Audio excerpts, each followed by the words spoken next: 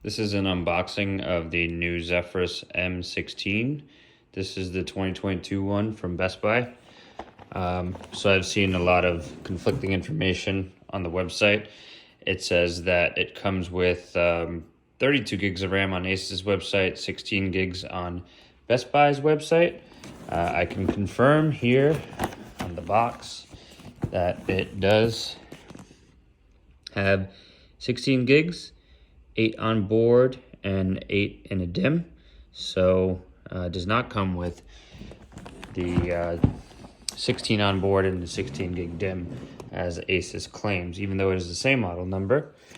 So you get the laptop, got some sort of a spacer with some manuals in there, and then you got your power brick.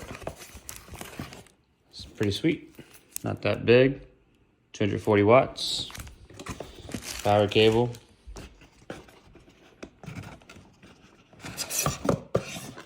and nothing in there. So that's what you get from Best Buy, and it is 16 gigs, not 32 gigs as Asus claims.